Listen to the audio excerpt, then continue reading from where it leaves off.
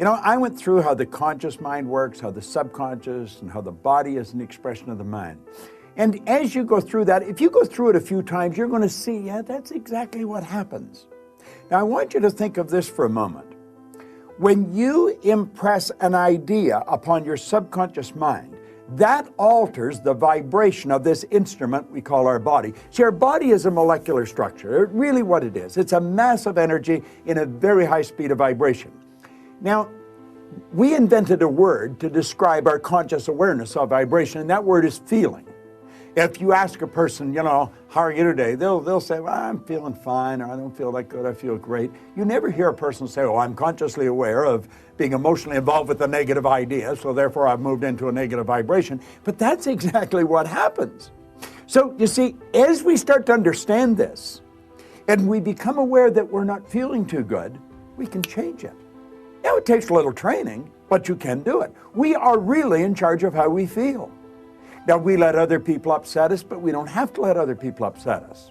We don't need to react to them. We can respond. We can listen to what they're saying, and they say, well, you're entitled to your opinion, but that's just not what I'm like. And we can hold our own idea of ourselves. You see, it's important that we grasp how the mind works and that we understand the relationship of the body to the mind and the mind to the body. Now, it's our results that we want to change. Now, our results could be in our physical body. It may want to be, you may want to cast off a few pounds. You may want to put on a couple of pounds. You may want to have a little higher energy. See, all the energy there ever was or ever will be is 100% evenly present in all places at the same time. Everything's energy. You know, you'll hear people say, where does he get all the energy? Where does she get all the... Nobody gets energy. Everybody releases energy. Desire is the triggering mechanism that, whoo, lets the energy flow. Now, let's go back and have a quick review. Here you've got the little stick person here. There you've got the conscious mind, and remember, you have the sensory factors hooked up to the conscious mind. And then you have the subconscious mind, and then you have the body. Now, the conscious mind has the ability to choose thoughts. Those thoughts turn into pictures. We turn the pictures over to the subconscious mind, and then the subconscious mind expresses the action, all right? Now, what is the problem? Remember, we said the subconscious mind had no ability to reject. We said the subconscious mind cannot differentiate between what's real and what's imagined. How did we arrive on the scene? I'll tell you. When you arrived on the scene, you did not have any conscious faculties developed. The sensory factors weren't even developed. This is how you arrived. That's called the little life. That's the baby. No conscious mind. So there's the subconscious mind. It's wide open. You can put anything in it. You see, your subconscious mind is programmed genetically. That's why we look like our relatives. It's built right into the genes at birth. But then we're programmed environmentally. Carl Mendiger from the Mendiger Foundation in Topeka one time said, environment is more important than heredity. Why do you think you speak the language you speak? You speak that language because you were surrounded by people that speak that language in your little life. And the language just went right into the subconscious mind. If you grew up in a home that was bilingual, you learned both languages.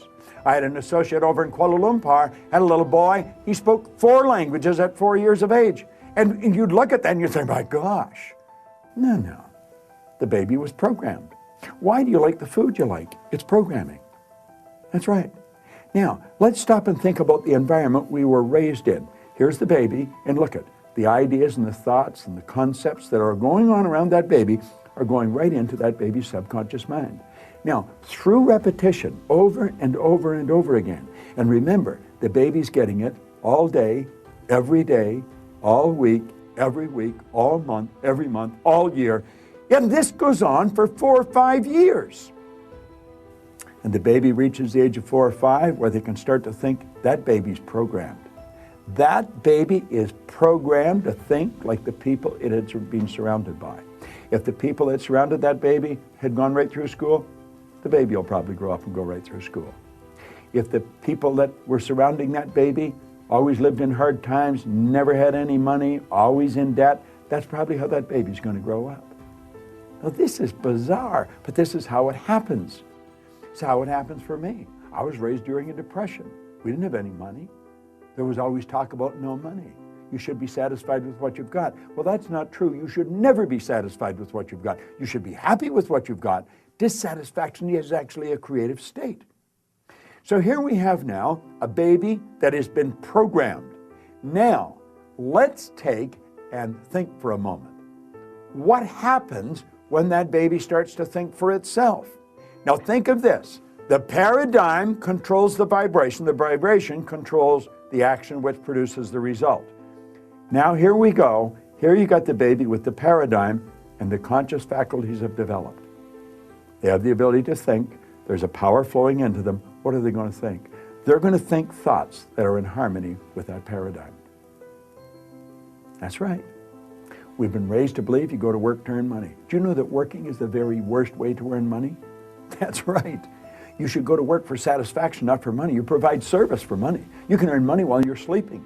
In fact, we have programs where we teach people to actually earn more money while they're sleeping than they'll ever need to use while they're awake. You say, well, that's a pipe dream. No. That's a paradigm that causes you to think that's a pipe dream. There's people doing that are nowhere near as bright as you. But here we are now. We've got the person. They've been programmed in their little life genetically and environmentally. That paradigm is nothing but a multitude of habits. A habit is an idea that's been programmed into the subconscious mind over and over and over again. Now, the paradigm is literally controlling the behavior. Consciously, you can think of one thing, but subconsciously, the other idea will be controlling you. See, we can sit down and we can read these self-help books, we can listen to the recordings, and we say, yeah, well, I can do that. That makes sense. That's logical. But then we can't do it. Why? Now think of this for a moment.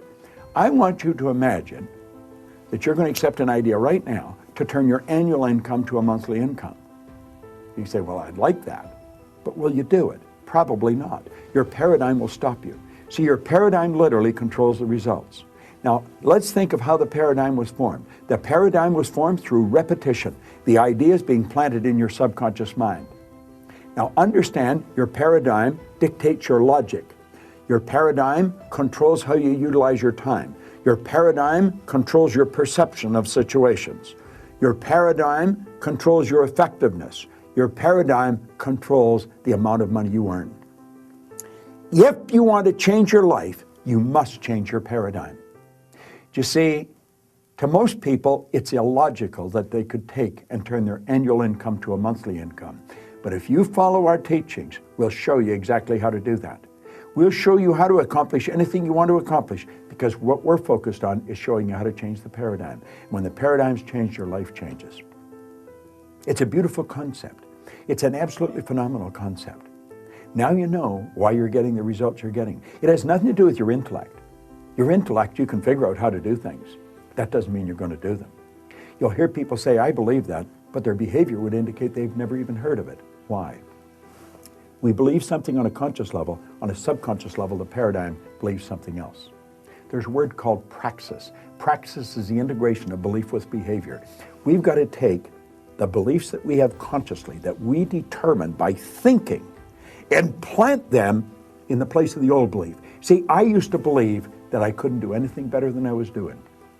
I felt fortunate that I was on the fire department. The idea of building a company that operated all around the world, furthest thing from my mind. But you know something? As I changed my paradigm, my whole world changed. That's what we do. That's what it's all about. You've got to change your paradigm if you want to change your life. Now, you can study all you want. If you don't gain an understanding how to alter that program, and that's what the paradigm is, it's a program. It's a multitude of concepts that are fixed in your subconscious mind that literally control your behavior. It's a beautiful concept to understand. It's a terrible one if you don't understand it, because it literally controls your life. Why do you think most people go right through their life and keep getting the same results year after year after year? Well, it's just the way it is, and they don't know. We should be taught this in school, but we're not. How is the paradigm formed? Through the repetition of information. How's the paradigm changed? Repetition of information. Now let's suppose you're having a difficult time with money. You find that you got more going out than coming in. You've got to change your concept about money. How do you do that? Through the repetition of an idea. That's where affirmations comes in. I'll give you one that I've been using for years. I am so happy and grateful now that money comes to me in increasing quantities through multiple sources on a continuous basis. I am so happy and grateful now that money comes to me in increasing quantities through multiple sources on a continuous basis. You don't just say that once or twice. You've got to repeat that maybe 1,000 times a day, every day for maybe 90 days. And you'll start to change your whole concept about money. Wealthy people all have multiple sources of income. Now I'm going to tell you what happened to me. I drove around with a battery-operated record player and a long-playing record. And I played it over and over again every day for probably a couple of years. This was so totally illogical. It was behavior. Everybody thought I was losing it. And I'm reading the same book every day, Think and Grow Rich. As a matter of fact, I'm still reading the same book. And it was the repetition of Earl Nightingale's information and the book that changed the paradigm. I didn't know what I was doing. I didn't understand what I was doing, but I did it. Do you know, I had a man come up to me in the Waldorf Hotel in New York, the Waldorf Astoria, at the end of a 3-day program, and he said, "Bob, I really want to thank you for what you've just given to me." He said, "For the first time in my life, I've understood how I accomplished what I did." I said, "What did you do?" He said, "I won the gold medal in the decathlon in the Olympics in Melbourne, Australia in 1957. That's right. Milt Campbell. And he said, "I never understood how I did it." He said, "The next time you run a seminar, I want to bring my boys." And he did. Milt and I became great friends. In fact, Milt has a key to our house. He can come stay there anytime he wants. I live in Toronto, he's in New Jersey. But here was the top athlete in the world, a very best athlete in the world. He didn't understand how he got there. Most people that are very accomplished cannot tell you why they are. That's why they are. They've rewritten the program. They changed the paradigm. They might not have understood how they did it, but they did it. That's what our company is all about. We teach people how to change paradigms. I want to thank you for watching this, but I'm going to ask you to share it with other people. Share it with them. Say, "Come and watch this." Start a rapport.